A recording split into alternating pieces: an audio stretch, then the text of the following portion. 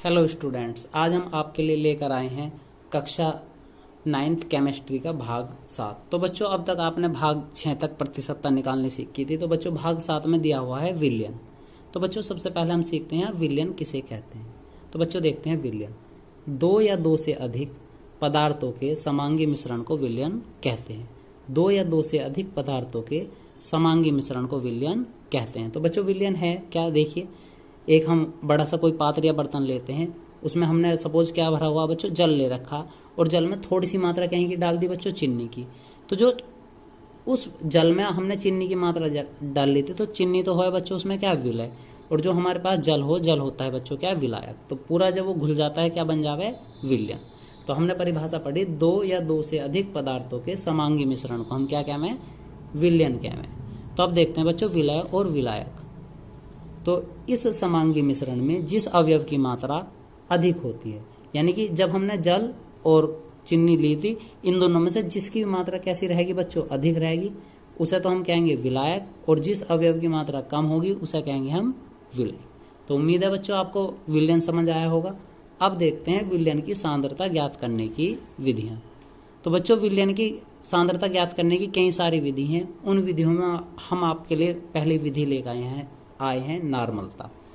तो नार्मलता की एक छोटी सी परिभाषा है, 1 लीटर विलयन में उपस्थित विलय के ग्राम तुल्यांकों की संख्या।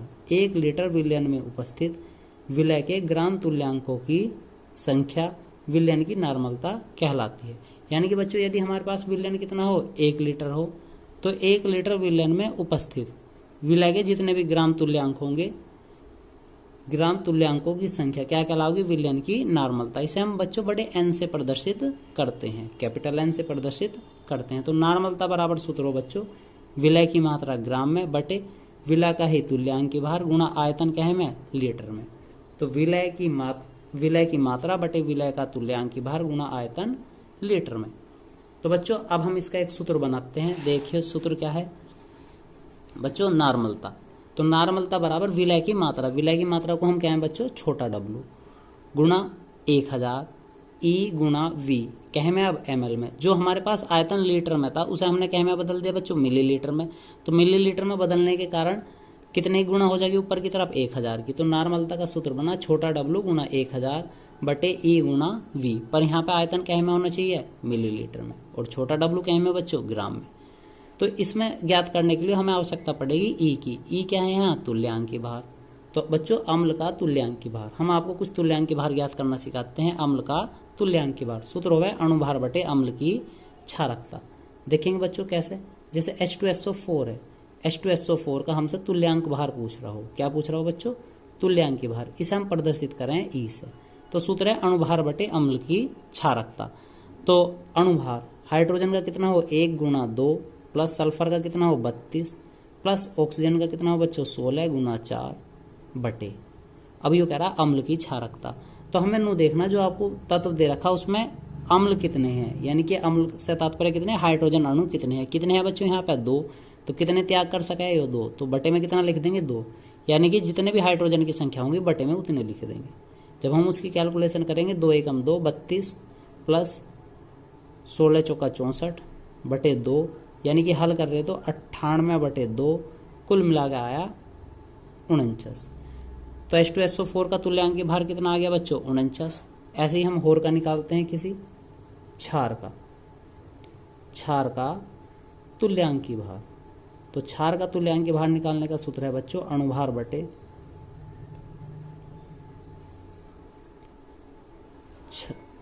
क्षार की अम्लता।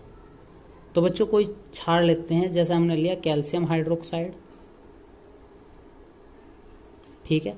तो अणुभार निकाल लो, कैल्शियम का कितना हो बच्चों 40 प्लस हाइड्रोजन का ऑक्सीजन का 16, हाइड्रोजन का 1 गुणा 2 बटे। अब क्या पूछ रहा, क्षार की अम्लता। तो हाइड्रोक्सिल आयन की संख्या कितनी, OH की संख्या कितनी बच्चों 2, तो भाग कितने से देंगे 2 से।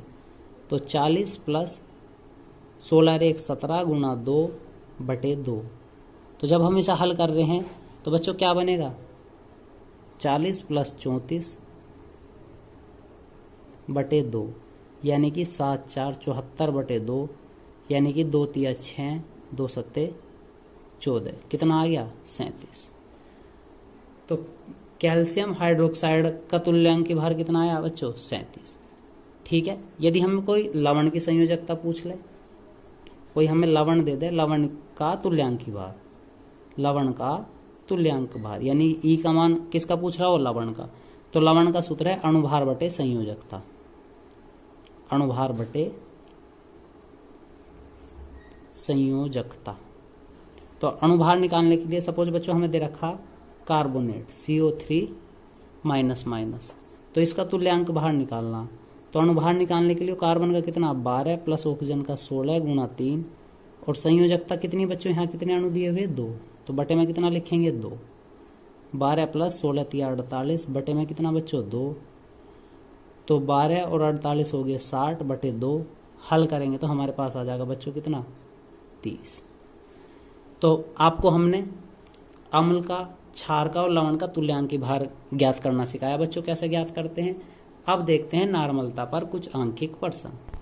तो बच्चों आपके लिए एक क्वेश्चन लेकर आए हैं, एक विलयन में 40 ग्राम पर लीटर NaOH घुला है, विलयन की नॉर्मलता ज्ञात कीजिए। यदि Na बराबर 23, O बराबर 16, H बराबर 1, तो क्या घुला बच्चों NaOH, तो NaOH की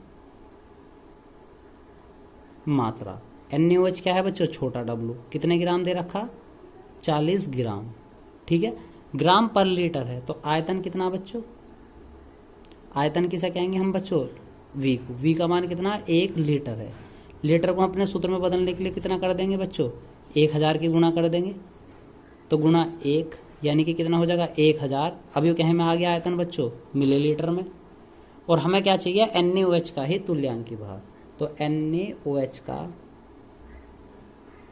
तुल्यांक भार, तो Na का भार कितना हो बच्चों, सूत्र क्या बनेगा अणुभार बटे OH आ रहा तो क्या है क्षार, यानी कि क्षार की अम्लता, तो अणुभार है Na का बनेगा 23 प्लस O का 16, H का 1 बटे कितना OH की मात्रा 1, तो 23 16 39 और 1 40 बटे 1, कुल मिला के कितना आया बच्चों 40। तो पूछ क्या रहा बच्चों हमसे, विलयन की नॉर्मलता पूछ रहा, तो नॉर्मलता बराबर क्या सूत्र था बच्चों, ई का मान क्या आ गया 40, हमारे पास सूत्र था छोटा W गुणा 1000 बटे ई गुणा V, कहे में ml में, तो छोटे W का मान कितना आ रहा बच्चों, यहाँ से छोटा W जब हम कर रहे हमारे पास आ रहा 40 गुणा 1000 बटे ई का मान कितना आया बच्चों, तुल्यांक भार आया 40 गुणा V का मान है 1000, तो बच्चों 1000 से 1000 कैंसिल, 40 से 40 कैंसिल, कितना आ गया 1, मात्रक हो गया बच्चों इसका n, तो बड़ा कैपिटल N नॉर्मलता के बाद में लिख देंगे। उम्मीद है बच्चों आपके समझ आया होगा। देखते हैं नेक्स्ट क्वेश्चन। तो बच्चों नेक्स्ट क्वेश्चन है 500 ml विलयन में HCl के 18.25 ग्राम घुले हैं, विलयन की नॉर्मलता ज्ञात कीजिए। 500 ml, V का मान कितना दे रखा बच्चों इसने पहले से ही, अब क्या 500 ml HCl के घुले, तो HCl की मात्रा, HCl की मात्रा यानी किसका मान है बच्चों छोटे W का, कितना 18.25 ग्राम। अब हम इसी में निकाल लेंगे बच्चों किसका, पहले HCl का तुल्यांक भार, HCl का तुल्यांक भार किससे प्रदर्शित कर रहे थे हम इसे, ई से, तो सूत्र क्या था बच्चों अणुभार बटे, अब HCl है, HCl क्या हो अम्ल, तो अम्ल की क्षारकता, तो अणुभार H का कितना हो 1 और Cl का हो 35.5 बटे अम्ल की क्षारकता H कितने बच्चों 1 है, तो 1 से भाग देंगे, तो हमारे पास बनेगा 36.5 बटे में कितना 1, यानी कि 36.5 तुल्यांक भार आ गया बच्चों। अब हमें निकालना क्या नॉर्मलता, तो नॉर्मलता बराबर छोटा W गुणा 1000 बटे E गुणा V, कहने पर बच्चों ml में, तो छोटे W का मान कितना दिया हुआ बच्चों, छोटे W का मान है 18.25 गुणा 1000 बटे ई का मान है बच्चों 36.5 और V का मान है 500, तो 500 से जब हम इसे कट करेंगे 500 दूनी 1000 और 2 की जब हम इसमें गुणा करेंगे 5 दूनी 10, हंसी लगा 1 4 और 1 5 दशमलव कितना हो जाएगा, 2 से 8 की गुणा कर रहे तो 6 और 2 और 1 3 बटे में कितना बच्चों 36.5, यानी बराबर ही है, 1 दशमलव का अंतर है, 1 जीरो लेकर दशमलव दशमलव कैंसिल, इससे पूरा पूरा काट देंगे, कितना आ गया 1, क्या बच्चों n। तो इसकी नॉर्मलता भी कितनी आई बच्चों विलयन की 1n। तो उम्मीद है बच्चों आपके समझ आया होगा। देखते हैं नेक्स्ट क्वेश्चन। तो बच्चों उम्मीद है आपको आज का वीडियो हमारा पसंद आया होगा। तो हमारी वीडियो को बच्चों शेयर करें, लाइक करें और चैनल को सब्सक्राइब करें। धन्यवाद।